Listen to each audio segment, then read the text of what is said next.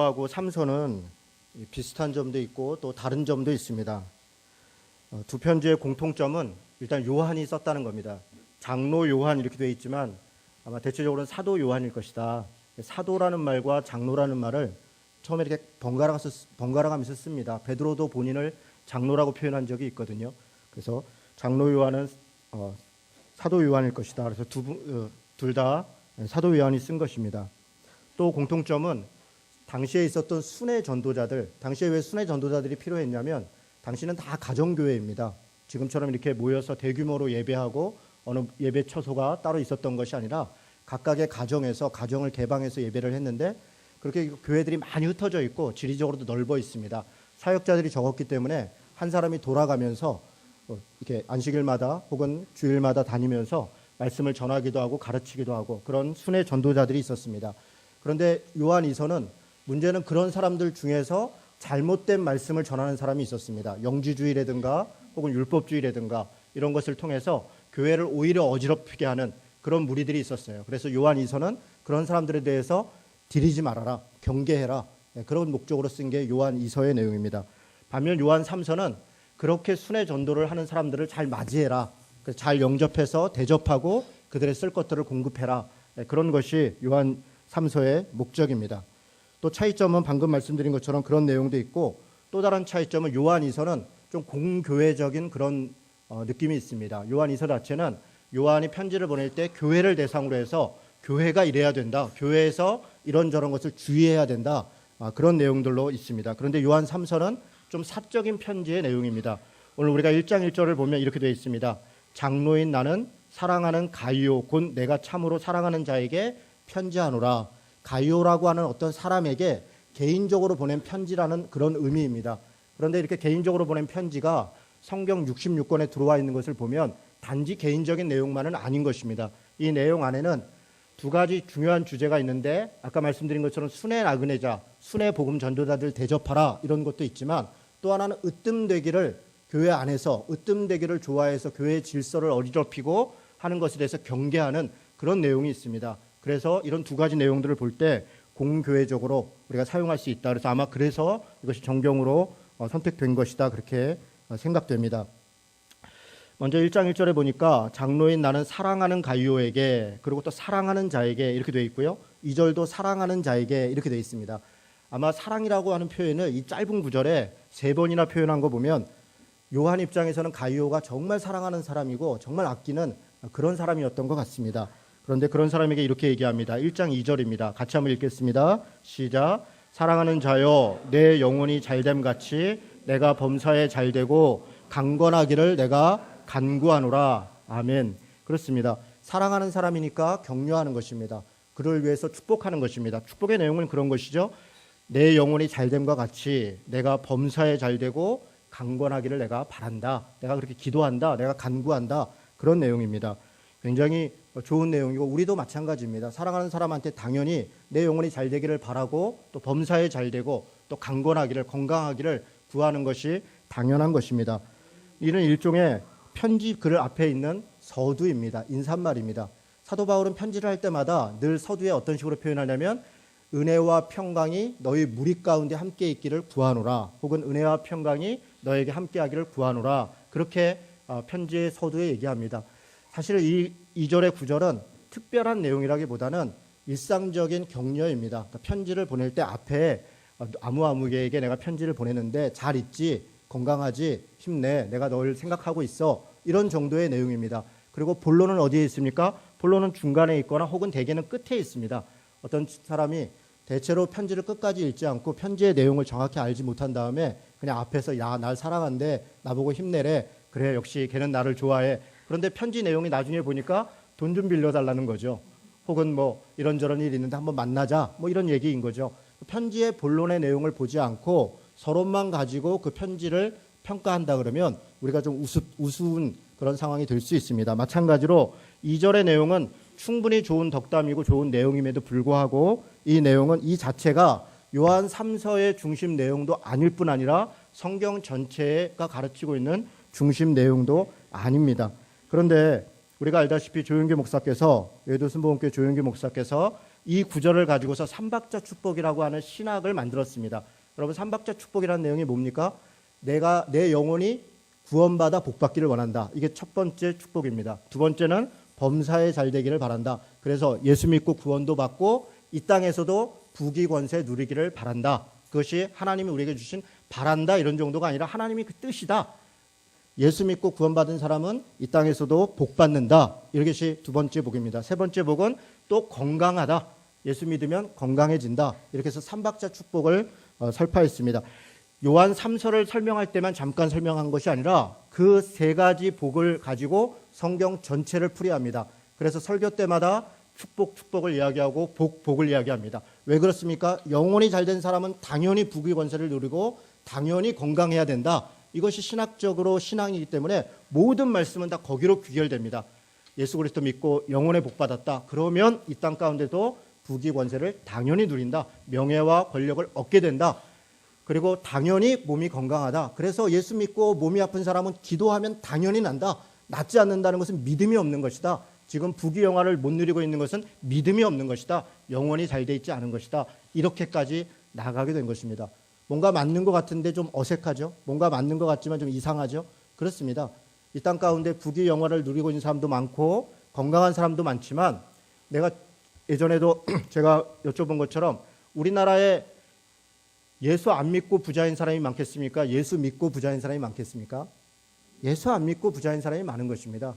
예수 안 믿고 건강한 사람이 많은가? 예수 믿고 건강한 사람이 많은가? 예수 안 믿고 건강한 사람이 많은 것입니다. 만약에 부자가 되는 것, 부귀 권세를 누리는 것이나 건강한 것이 예수 믿는 것에 대한 증거라 그러면 그것이 예수 믿어야 되는 이유라 그러면 조금 더 영악하고 영특한 사람은 예수 안 믿는 걸 택할 것입니다. 왜 그렇습니까? 예수 안 믿는 게 훨씬 더 부귀영화를 누리거나 건강할 가능성이 더 높은 것입니다. 그래서 이것은 전혀 틀린 말은 아니어도 이 성경 전체의 가르침은 아니다. 이런 부분입니다.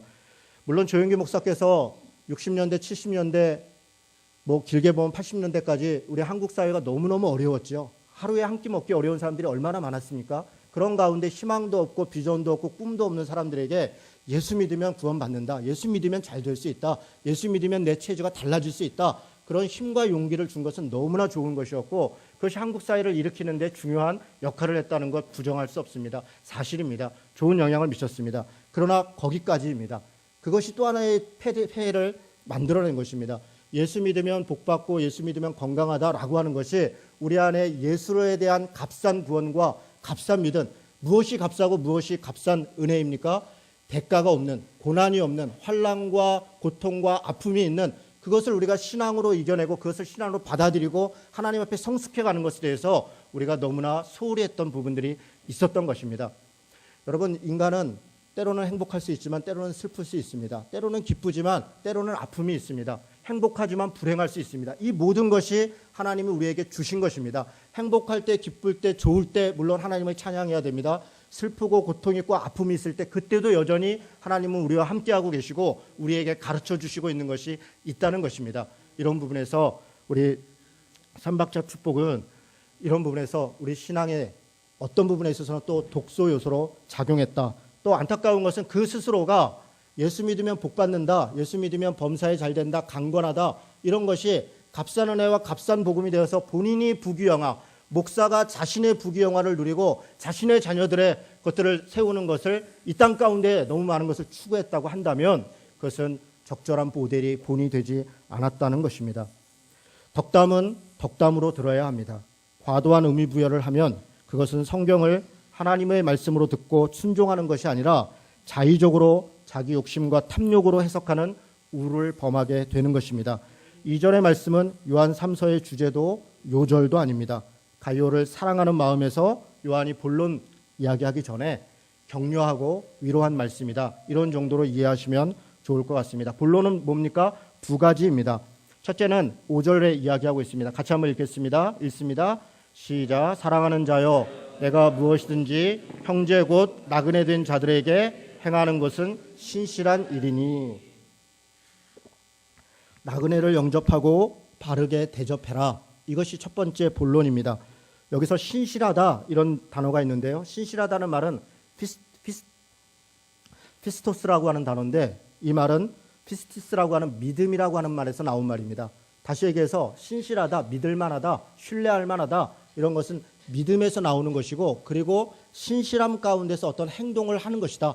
믿음으로 신뢰 있게 되고, 그 신뢰라고 하는 것은 어떤 행동을 통해서 나타나고 있다라고 이야기하는 것이 이 신실하는 단어의 의미입니다. 그래서 이곳에서도 얘기하는 겁니다. 나그네 된 자를 행하는, 나그네 된 자들에게 행하는 것은 신실한 일이다.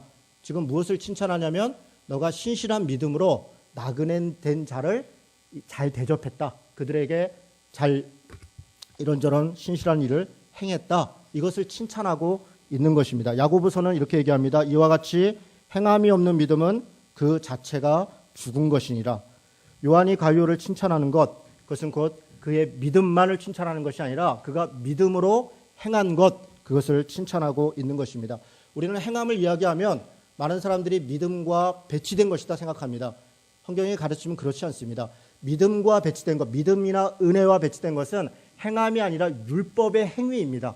율법의 행위를 믿음과 믿음의 행함과 배치시키는 이유는 무언가를 해야만 우리가 구원을 받는다. 이런저런 저런 것을 행해야 우리가 구원을 받는다라는 것이 그렇지 않다라고 하는 것입니다. 우리가 구원받는 것은 예수를 믿음으로 구원받는 것입니다. 예수를 믿음으로 구원받는데 문제는 예수를 믿는 자는 그 믿음으로 무언가를 행한다는 것입니다. 그것은 율법으로 구원을 얻기 위해서 행하는 것이 아니라 믿음을 가진 자가 당연히 믿는 자로서 행하는 것입니다. 그래서 성경은 많은 부분에서 믿음과 함께 믿음의 행위를 우리에게 강조하고 그리고 그것을 격려하고 있습니다. 나그네 된 자들에게 행한 가룟유의 행동은 그들을 영접하고 바르게 대접했다는 것입니다. 이는 영접과 대접을 받은 나그네 된 자들이 교회 앞에서 증언함으로 요한도 알게 된 것이다. 그렇게 이야기하고 있습니다. 그러면서 6절은 한 가지를 더 부탁합니다. 내가 하나님께 합당하게 그들을 전송하면 좋을 것이다. 이렇게 얘기합니다. 무슨 얘기입니까? 영접하고 대접하는 것에만 그치는 것이 아니라 그들이 또 나아가서 다른 곳에 가서 복음을 전하고 말씀을 가르칠 때 필요한 경비들, 가는 것들을 더 많이 후원해 줬으면 좋겠다. 더 합당하게 해줬으면 좋겠다. 그런 이야기를 합니다. 왜 그렇습니까? 그렇게 얘기하는 것은 7절의 이유가 있습니다. 이는 그들이 주의 이름을 위하여 나가서 이방인에게 아무것도 받지 아니함이라. 무슨 얘기입니까? 여러분, 당시에는 헬라 철학자들이 돌아다니면서 진리를 설파하고 다녔습니다. 그리고 그들은 헬라 철학자들은 철학을 가르치고 진리를 가르치는 대가로 많은 돈들을 받았습니다. 그것으로 생활을 했어요. 그런데 복음을 전하는 자들도 그렇게 돌아다닐 때 이방인들에게 자신이 전한 복음의 대가를 무언가를 취하면 그것이 복음의 해가 된다, 복음의 오해가 된다 생각해서 그들은 이방인들에게 절대 대가를 받지 않았습니다. 그래서 가난했죠. 어려웠죠. 힘들었죠. 그러니까 그 가난하고 어렵고 힘든 것을 누가 도와야 되는가? 그것은 복음을 함께한 신앙의 동지들이 함께 격려하고 그 필요한 것들을 채워야 된다. 그렇게 가르치고 있는 것입니다. 최근에도 많은 사람들이 예수님의 말씀을 가르친다, 혹은 기도해서 무언가를 예언을 한다, 뭐 병을 낫게 한다, 그렇게 하면서 수많은 대가들을 받고 있습니다. 그렇게 하는 교회들이 건물을 짓고 그렇게 하는 사람들이, 그렇게 하는 목사가 차를 인간적으로 볼 때 너무 지나치게 그렇게 사치하게 생활을 하고 하는 것들을 우리가 보면서 좋은 것을 줬고 좋은 걸 나눴으니까 당연히 많은 것을 누리는 게 당연하다 생각하는 것은 착각입니다. 그것은 대단히 세속적인 것입니다. 성경의 가르침은 말씀을 나누는 자, 성경을 가르치는 자, 그리고 하나님의 복음을 전하는 자들은 어려움과 고난 가운데 당연한 것입니다. 그것이 자처하기 위해 그 길을 가는 것입니다. 그렇게 가지 않으려고 하는 사람이 왜 목사를 합니까? 왜 그렇게 가지 않으려고 하는 사람이 하나님을 일을 하겠다고 나서는 것입니까? 그것을 우리가 당연한 것이다, 그렇게 인식하는 순간 교회는 부패하고 타락하는 것입니다. 생활할 만큼, 최근에 목사 생활비와 관련돼서 이런저런 의논들이 진행되고 있습니다. 제가 함께 사역하고 있는 우리 개혁교회 네트워크가 이제 건강한 작은교회 연합으로 바뀌었는데요. 건강한 작은교회 연합 우리 모임에서도 목사님들의 생활비를 어느 정도를 해야 되게 적당한가, 이게 사실은 참 고민이 많습니다. 그리고 교회 2.0 목회자 운동에서도 뭐 동일한 고민들이 많습니다. 목사들의 생활비가 지나치게 높습니다. 예전에 이 노푸드 승희교회에서 김동호 목사님이 곤란한 일을 당한 적이 있습니다. 한번 스포츠 신문에서 목사 연봉이 1억이 넘는다, 이래가지고 이게 적절하냐. 그것 때문에 뭐 굉장히 곤란함이 많이 있었습니다. 그래서 교회 안에서 그 문제 때문에 이 특별위원회가 만들어졌습니다. 목사 월급을 어느 정도 해야 적절하냐. 이런저런 논의들이 많이 있었습니다. 저도 그때 당시 기독교윤리실천운동의 사무처장으로 있을 때인데 그 일을 주도했던 장로님이 제가 개인적으로 잘 아는 분이었습니다. 그래서 한번 자문을 좀 해달라. 그래서 제가 갔습니다. 가서 제가 생각할 때는 중학교 교사의 월급 테이블, 중학교 교사의 연봉 테이블이 적정하지 않겠습니까? 이렇게 제안을 했습니다. 그러니까 중학교 교사의 월급 테이블이 그런데 그렇게 작은 게 아닙니다. 우리나라 전체 소득 수준을 생각해 볼 때요, 중학교 교사 월급 수준은 거의 상위 40% 안에 듭니다. 적은 게 아닙니다. 그런데 이런저런 걸 고려해서 한 중학교 교사 월급 정도를 기본 테이블로 하고 그리고 이렇게 저렇게 하면 어떻겠습니까? 제안했습니다. 그런데 좀 황당한 일이 벌어졌습니다. 그 위원회를 하신 분들이 너무 다 부자들이었어요. 그 위원회에 있는 분들이 무슨 변호사, 무슨 기업의 사장들, 회장들 이런 분들이 그 위원회였습니다. 자신들이 목사의 월급을 결정하는데 자기들에게 비해서 너무 낮은 거예요. 그분들에 비해서. 그러니까 차마 그렇게 제안을 못했습니다. 그래서 결과를 어떻게 냈냐면 숭의 여자 전문대학교, 그때 당시에 숭의 여대 강당을 빌려서 예배를 하고 있었는데 그 숭의 여대의 교수 연봉으로 하자. 그렇게 해서 했습니다. 근데 그렇게 해놓고 나 보니까 또 문제가 생겼습니다. 50대 중반인 담임 목사와 뭐 이런 분들이 그렇게 해놓으니까 거의 8천만 원, 9천만 원, 어떤 분은 1억 가까이 되는 거예요. 뭐 달라진 게 별로 없는 겁니다. 여러분 교수 연봉은 상당히 높죠. 더군다나 사립대학교 교수 연봉이 대단히 높죠. 한 8천만 원, 9천만 원. 물론 교수들도 뭐 4천만 원, 5천만 원 이 정도 연봉이 되시는 분들도 계시지만 정교수가 되면 굉장히 높지요. 또 50대 중반 이상이 되면 대개 정교수이기 때문에 높지요. 그래서 또 딜레마가 생겼습니다. 이걸 내놓자니 민망한 거예요. 그래서 그것의 85% 대신 집을 사택을 제공한다. 혹은 사택을 전세를 얻을 수 있는 돈을 무이자로 대출한다. 이런 정도로 정리를 했습니다. 여러분 들으실 때 어떻습니까? 적절해 보입니까? 저는 지나쳤고 꼼수였다고 생각을 했습니다. 목사의 연봉은 그러면 어느 정도인가? 저도 잘 모르겠습니다. 어떤 분이 이렇게 얘기합니다. 그 교회 성도들의 수준의 중간 정도여야 된다. 일리가 있습니다. 그런데 이것도 일리가 있지 않습니다. 왜 그렇습니까? 교회마다 모인 사람들의 형편이 다 다르다는 것입니다. 그래서 도시에 있고 큰 곳에 있는 곳의 성도들은 돈이 많겠죠. 아무래도 저 가난하고 어려운 곳에 있는 성도들은 돈이 없겠죠. 그러면 가난하고 어려운 교회에 간 사람들은 늘 그보다 더 어렵게 살아야 되고 또 큰 교회, 도시에 있는 교회에 있는 목사들은 뭐 그 정도 누리고 살아야 된다. 그러면 인간의 마음이기 때문에 누구라도 다 도시에 있는 큰 교회에 가고 싶어 하지 않겠습니까? 사실 지금 그렇게 돼 있습니다. 교단별로, 노예별로 전혀 목사의 연봉이나 월급이 기준이 없기 때문에 개교회별로 알아서 해라. 그리고 목사의 월급을 본인들이 이렇게 해야 됩니다. 얘기하지 않지만 무언의 압력을 주지요. 최근에 한 교회 장로님이 저한테 전화를 했습니다. 목사 연봉 때문에 그 교회 목사님 연봉은 8,500만 원입니다. 노포트 숭의교회에서 갈라진 4개의 교회 중에 한 교회입니다.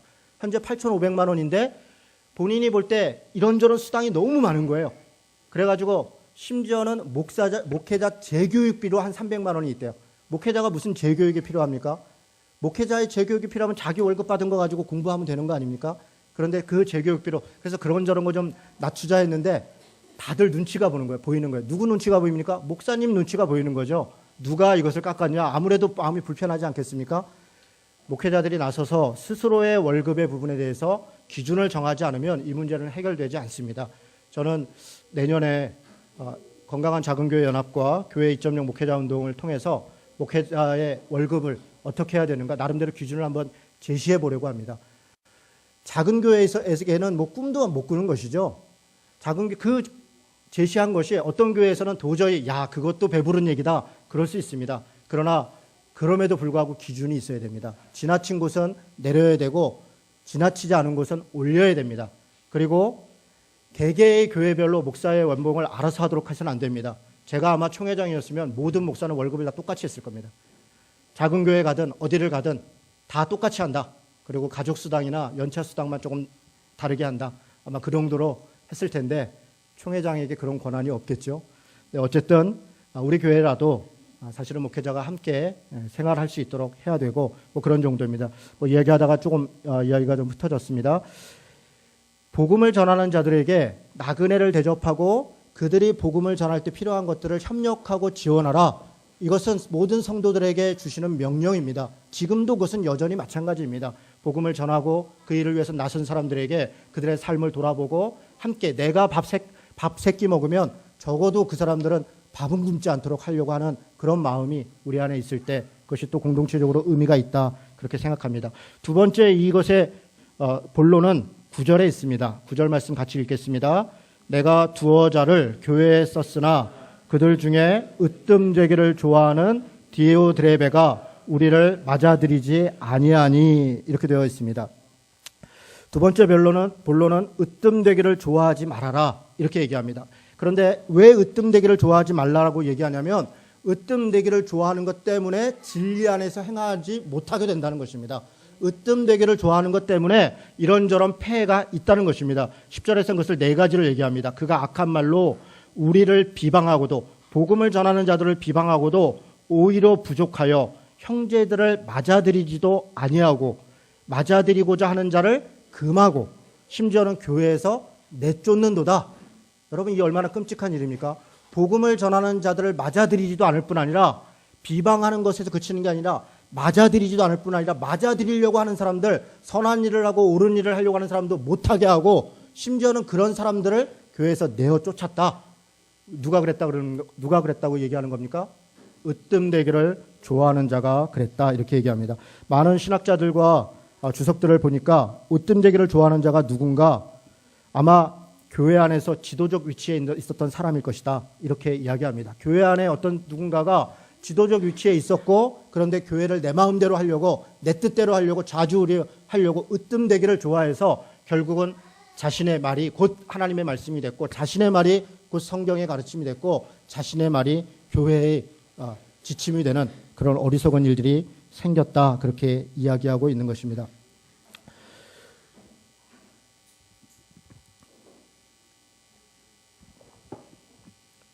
누가 나그네 된 자인가?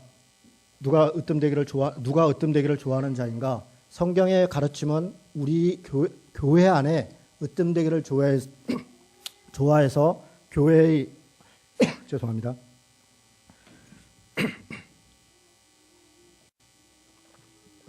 제가 좀 감기가 걸려서요. 이게 기침이 좀 자주 나는데 지금 병원을 다니고 있습니다. 근데 앞으로 좋아질 것 같고요. 저를 위해서 또 이렇게 건강을 위해서 기도해 주시면 좋겠습니다. 누가 으뜸되기를 좋아하는 자인가? 여러분, 사실 우리들이 다 그렇습니다. 우리들이 다 으뜸되기를 좋아합니다. 우리 자녀들이 으뜸되기를 좋아하고 이 세상 가운데 우리가 으뜸되기를 좋아하고 교회에서 우리가 으뜸되기를 좋아하는 것, 그게 우리들의 모습입니다. 여러분이 무한한 경쟁 시대에 우리가 살고 있습니다. 제가 어저께 뉴스를 보면서 좀 안타까웠습니다. 미국이라고 하는 나라가 굉장히 잘 사는 나라이죠. 미국의 인구가 3억 정도 된다 그럽니다. 그런데 그 3억 되는 인구 중에서 5천만 명이나 되는 사람들이 정부가 지원하는 음식물, 정부가 이 음식을 지원해줘야 살 수 있는 사람이 5천만 명이나 된답니다. 1인당 국민소득이 5만 달러가 넘는 나라인데 그중에 인구의 6분의 1이나 되는 사람이 정부가 지원하는 그런 음식을 지원하지 않으면 굶어 죽어야 되는 사람들이 있다. 하루 1달러로 살기 어려운 사람들이죠. 여러분, 이게 왜 이런 일이 벌어졌습니까? 그 기사 가운데 또 이런 얘기가 있습니다. 중산층, 미국의 중산층 사람들과 미국의 상위 1% 사람들과 자산 가치가 어느 정도 차이가 나냐면 288배가 차이가 난답니다. 288배. 저 하층에 있는 사람과 얘기를 하는 게 아닙니다. 중산층 보통 사람들과 1% 내에 들어가 있는 사람들과 자산 가치가 무려 288배. 그리고 그 상위 1%에 있는 사람들이 미국 자산의 거의 10에서 18% 가까이를 차지하고 있다고 합니다. 여러분, 이것이 어떻게 당연한 것입니까? 우리는 당연히 능력이 있고 당연히 실력 있는 사람은 더 많이 가져야 된다, 이렇게 생각합니다. 물론 어떤 면에서 그런 면이 있습니다. 그런데 지나쳐서는 안 되죠. 지나쳐서는 안 됩니다. 적어도 그 차이라고 하는 게 우리 개인의 능력이라는 게 도대체 얼마나 대단합니까? 뭘 얼마나 대단하길래 남들보다 몇백 배 더 많은 것을 소유해야 되고 그것을 당연히 누려야 된다라고 그렇게 생각할 수 있냐는 말입니다. 여러분, 우리가 그런데 그런 목표를 향해서 가는 거죠. 내가 그 1%가 되는 것, 그게 우리의 목표이고 1%에 들어가는 것이 곧 하나님의 은혜이고 축복이다라고 생각하고 그렇게 바라보고 살아가는 것은 성경의 가르침이 아닙니다. 성경의 가르침은 으뜸되기를 좋아하지 말아라. 그럼 어떻게 하라는 겁니까? 있는 바를 족한 줄로 알아라. 우리에게 필요한 것 이상으로 주시면 어떻게 하라는 겁니까? 그것은 내 것이 아니라는 것입니다. 여러분, 제가 그 노푸드 승리교회 말씀을 드렸는데 그때 그 월급 TFT 그 위원장을 했던 분이 당시에 실명을 공개하기는 좀 그렇고요. 어느 회사의 사장이었어요. 허쉬코리아, 그냥 있는 대로 얘기하죠. 허쉬코리아 당시 우리 한국 사장이었습니다. 한국 사장이 이 동남아 전체를 다 관장하기 때문에 굉장히 좋습니다. 연봉을 2억 정도 받습니다. 제가 이 얘기를 한번 했었던 것 같은데요. 제가 그분과 교제하면서 참 감동을 받았습니다. 개인적으로 그분 참 훌륭한 분이십니다. 네 가족입니다. 그 아내와 그 사모님과 아이들하고 같이 만났는데요. 그때 당시에 생활비가 4인 가족이 248만 원 정도 든다 그럽니다. 그랬더니 이분들이 어떻게 생활하냐면 248만 원, 그러니까 우리나라 대한민국 평균입니다. 그때 당시에 248만 원을 생활비를 하고 나머지는 내 돈이 아니라는 거예요. 그래서 나머지를 다 거의 대부분 기부합니다. 그래서 이런저런 곳에 돕고 하는 것을 보면서 참 훌륭하다. 누가 그렇게 할 수 있겠습니까? 제가 그 장로님을 뵈면서 참 부끄럽다. 그러니까 삶을 돌아보게 됐습니다. 우리에게 준 것이 다 우리 것이다라고 생각하는 것은 착각입니다. 그것은 성경의 가르침이 아닙니다. 성경이 우리에게 가르치는 것은 너희들은 청직이라는 겁니다. 모든 것이 다 하나님의 것이다. 그래서 우리에게 더 넘치게 준 것은 누구 것입니까? 다른 사람을 위해서 너에게 맡겼다는 것입니다. 그래서 하나님의 나라를 위해서 가난하고 소외된 사람들을 위해서 그것을 사용해라. 그렇게 우리에게 주신 것입니다. 얼마나 감사합니까? 여러분, 우리가 물론 다른 사람의 도움을 받는 것도 대단히 감사한 것입니다. 다른 사람이 우리에게 도움을 주고 내가 그것을 도움을 받아야 되는 위치에 있다면 기꺼이 기쁨으로 받아들이고 감사하고 하나님께 영광을 돌리고 당연히 그렇게 해야 됩니다. 또 우리 안에 우리가 필요한 것 이상의 것을 우리에게 주셨다면 그게 지식이 됐든 돈이 됐든 체력이 됐든 무엇이 됐든 하나님이 우리에게 주신 것이 있다면 그 이상의 것은 내 것, 내 가족, 나만을 위해서 쓰는 것이 아니라 다른 사람들과 나누라고 하는 것이라는 것을 우리가 정말 명심해야 됩니다. 우리 안에 으뜸되기를 좋아하는 것들이 있습니다. 그러나 으뜸되기를 좋아하다 진리의 길을 떠나간다라고 하는 것을 명심했으면 좋겠습니다. 사랑하는 자여, 11절입니다. 사랑하는 자여 악한 것을 본받지 말아라. 선한 것을 본받아라. 선을 행하는 자는 하나님께 속하고 악을 행하는 자는 하나님을 배웁지 못하였느니라. 이 말씀을 하는 것은 으뜸되기를 좋아하는 것에 속하는 것은 악을 행하는 것이라는 겁니다.